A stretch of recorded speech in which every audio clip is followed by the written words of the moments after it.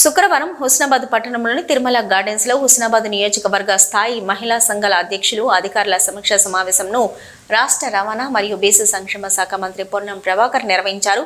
ఈ కార్యక్రమంలో సిద్దిపేట జిల్లా కలెక్టర్ ఎం మను చౌదరి, కరీంనగర్ జిల్లా collector Pramela Satpathy, fisheries department director ప్రియాంకాల, జిల్లా అదనపు కలెక్టర్ గరిమా అగర్వాల్, ఆర్డీఓ రామ్మూర్తి, సిద్దిపేట, కరీంనగర్, హన్మకొండ జిల్లా గ్రామీణాభివృద్ధి అధికారులు, మెప్మా పీడీ అధికారులు తదితరులు పాల్గొన్నారు. ఈ సందర్భంగా బ్యాంకు లింకేజ్ రుణాలు, వడ్డీ లేని రుణాలు, మహిళా శక్తి రుణాలను పొంది ఆర్థికంగా ఎదుగుతున్న మహిళా సంఘాల మహిళలు వారి ఆనందాలను, అనుభూతులను పంచుకున్నారు. ఈ సందర్భంగా రవాణా మరియు బీసీ సంక్షేమ శాఖ మంత్రి పొన్నం ప్రభాకర్ మాట్లాడుతూ 2005లో మార్కెట్ చైర్మన్ గా అయిన తర్వాత మహిళా సంఘాల నుంచి మొక్కజొన్న, వరి కేంద్రాలు ప్రారంభించి మహిళా సంఘాలు ఆర్థికంగా ఎదగడానికి కృషి చేశామన్నారు. గ్రామీణ ప్రాంతాల్లో మహిళలు సాధికారత రావాలని, స్వయం కృషితో ఎదగాలని ఈ కార్యక్రమాన్ని చేపట్టామని, మహిళలు వంటింటికి పరిమితం కాదు, మహిళా శక్తిగా ఎదుగుతున్నారన్నారు. ప్రభుత్వం గత 10 సంవత్సరాల్లో లేని విధంగా ప్రజాపాలన ద్వారా మహిళా సంఘాలకు అన్ని సంక్షేమ కార్యక్రమాలు చేపడుతున్నామని, మీరే నలుగురికి సహాయం చేసేలా ఈ కార్యక్రమాలను ఉపయోగించుకోవాలన్నారు. నేను మార్క్ఫెడ్ చైర్మన్ గా తర్వాత 2009లో ఎంపీ అయ్యానని, గ్రామీణ ప్రాంతాల్లో పాఠశాలల్లో అమ్మ ఆదర్శ పాఠశాలల ద్వారా మీరే నాయకత్వం వహిస్తూ పనులను సమర్థవంతంగా నిర్వహిస్తూ ఆదర్శవంతంగా నిలుస్తున్నారని అన్నారు. ప్రజాస్వామికంగా మిమ్మల్ని మరింత ఉన్నత శిఖరాలకు తీసుకుపోవాలని, మీరు ఆర్థికంగా మరింత ఎదగాలని ప్రభుత్వం ఆలోచన చేస్తుందన్నారు. నియోజకవర్గంలో ప్లాస్టిక్ లేకుండా గ్రామాల ఏ కార్యక్రమం జరిగినా మీ స్టీల్ ప్లేట్లే వాళ్ళకు అవసరం ఇచ్చి దానికి సంబంధించిన విధంగా ఉపయోగించుకునే విధంగా ఒక కార్యాచరణ చేయాలనే ఆలోచనతో ఉన్నాం. మీ అందరూ సహకరిస్తే అది ఆ విధంగా చేద్దామంటారా? ఏమంటారు మీరంతా? అవసరమా? స్టీల్ మెయింటైన్ చేస్తారా? 70,000 మందికి ఈ నియోజకవర్గంలో ప్రతి ఒక్కరు ఒక ప్రభుత్వ స్కీమ్ని ఉపయోగించుకునే విధంగా మీకు ఎక్కడైనా ఇబ్బంది ఉంటే నేను మీకు సహకారం చేయడానికి, అధికారులు సహాయం చేయడానికి ఉంటాం.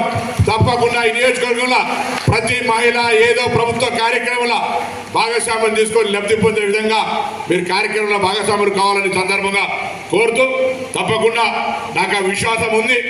మహిళలకు సంబంధించి మీరంతా కష్టపడి పనిచేసి కుటుంబాన్ని ముందుకు తీసుకొచ్చి అనేక రకాలుగా ముందుకు పోయే విధంగా కార్యక్రమం తీసుకుంటారు. రాబోయే కాలంలో నేను మహిళా అధికారులను కోరుతా ఉన్నా, ఇంటర్నల్ కాంపిటీషన్స్ అంటే వీళ్ళ మధ్యలో సామాజిక కార్యక్రమాలు ఇవాళ చాలామంది సెల్ ఫోను లేకపోతే ఇతరత్ర టీవీలకు సంబంధించి విషయంలో కూడా కొద్దిగా ఒక మాట చెప్పదలుచుకున్నా. నేను చెప్తే బాగుంటుంది అని మహిళా అధికారం చెప్తానని మీరు గట్టిగా కొంచెం చెప్పాల్సి ఉండే. ఇంటికి బడికి పొద్దుగాల 10-9 పోయి 4 గంటలకు వచ్చినాక పిల్లల్ని ఇంత చైతన్యవంతమైన మహిళలు పిల్లల గురించి పట్టించుకునే దగ్గర కొద్దిగా శాతం తక్కువ ఉంది. నేను మీ అందరినీ కోరుతా ఉన్నామ్మా, మీరు పిల్లల్ని చదివించుకుంటే ఓ పూట తిన్నా తినకపోయినా పిల్లలు ప్రయోజకులైతే మీ కుటుంబం మొత్తం మీకు జీవితం జన్మకు తృప్తి పడేటువంటి అవకాశం ఉంటుంది. ఆ పిల్లల కోసం పాఠశాల నుంచి వచ్చిన తర్వాత మీరు టీవీ చూడాలనిపించినా ఇంకేమనిపించినా దయచేసి వాళ్ళని చదివిపించి తొందరగా పడుకోబెట్టినాక టీవీ చూడండి. కానీ పిల్లల చదువుకు ఇబ్బంది కలిగే విధంగా సెల్ ఫోన్ ఇవ్వకుండా కష్టపడి వాళ్ళ పట్ల ఒక శ్రద్ధ పెట్టే ప్రయత్నం చేయండి. తల్లిదండ్రులు బుద్ధి చెప్పాలి.